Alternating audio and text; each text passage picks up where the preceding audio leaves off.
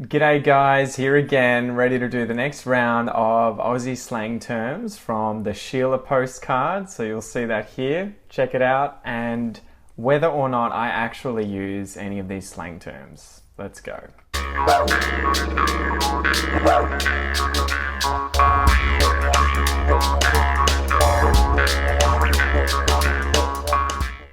So want a cuppa, this is the first one. Would you care for some tea? Would you like some tea?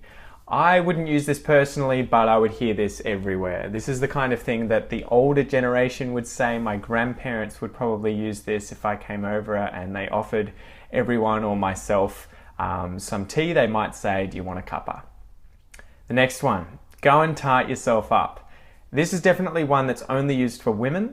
And again, it's a little bogan, I risk saying. I don't think many people would say this that I know, but it is the kind of thing that I've heard before, and I have heard people use before, not just in a stereotypical in the movies or on TV kind of thing. And according to the postcard, it means please dress in your best clothes. If I heard this, I would think it meant put makeup on, dress up in nice clothing, ready to go out as a girl on the town, go clubbing, whatever it is. If you tart yourself up, it's sort of referring to someone dressing up like a tart.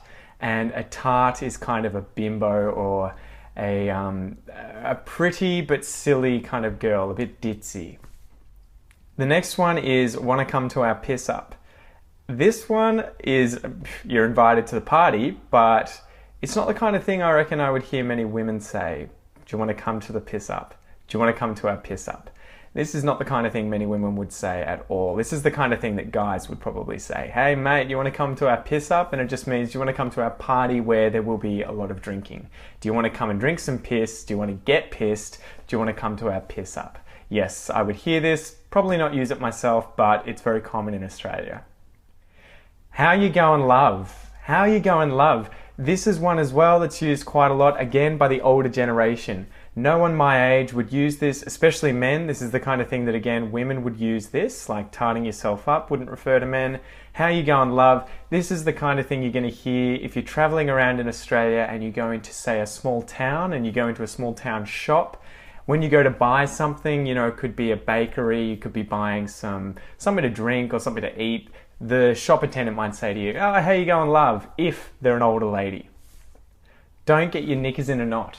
Don't get upset. Don't get your knickers in a knot. I would probably use this ironically, as if I was being silly, because I would probably just say, don't get upset if I was going to say that. But don't get your knickers in a knot is definitely one you'd hear as well. Don't get your knickers in a knot. But it's kind of almost a bit rude, almost a little, yeah, it's slang, it's a little bit rude. Don't get your knickers in a knot, don't get them in a twist. And it's kind of like, don't get upset by literally having your underwear, your undies, getting twisted up or knotted so that they're that uncomfortable that you're kind of getting angry. Don't get your knickers in a knot, mate. What's the latest goss? What's the latest goss? I use this all the time. This is one that I actually use. What's the latest goss? What's up? What's the latest news? Tell me about the gossip. So goss is just short for gossip, as in rumors or the latest news. What's the goss? The old man has shot through, or the old man shot through. This is, again, the old man. This just refers to a husband or potentially your parent, a father, but it's a guy, obviously, the old man. And it means that the husband's left town, he's gone, he's left, he's shot through, meaning he's run away. Again, it's the kind of thing I wouldn't use myself, but I wouldn't be surprised if I heard here in Australia and I'd know what it meant. Get stuffed, bitch. Get stuffed, bitch. Leave whenever you like. No, it wouldn't mean that at all. Get stuffed, bitch, if I were to hear that or use that, would mean go and F yourself. Go and screw yourself, get stuffed, and get stuffed, bitch. It's pretty rude, to be honest. I wouldn't use this if I were you. I wouldn't be surprised if I heard it. I might use it if I was incredibly angry with someone who was, I don't know, they could have been doing anything, but I would tell them, go get stuffed. I probably wouldn't say bitch, but if you want to be really, really rude, that is something that you could say. Don't use it. Shut your gob. Shut your gob's one that you would hear. Again, gob is sort of a slang term for mouth. So shut your gob just means stop talking, shut up. And here, according to this postcard, it means tell someone who cares, which is another way of saying, you know, stop talking, go and talk to someone who cares. I don't care, tell someone who cares. Shut your gob. You might hear it, it's probably not that common anymore though. Don't crap on. Don't crap on. Aren't you exaggerating? So again, it's like, aren't you talking quite a bit? Don't crap on. Don't keep talking crap. Don't keep going on talking crap. I wouldn't hear this that often. I wouldn't learn this one. I wouldn't bother with it. But if someone said to you, don't crap on, it just means don't make crap up. Don't keep talking crap.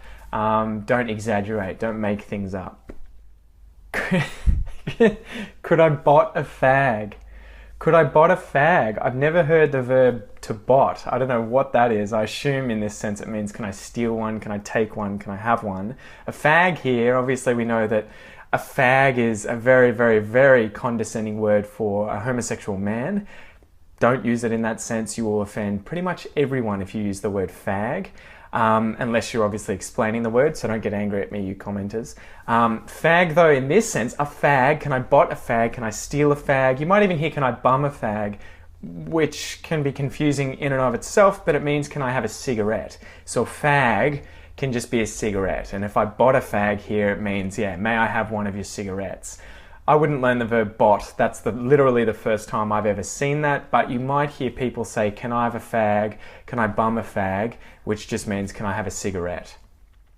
And now the last one is grouse lippy.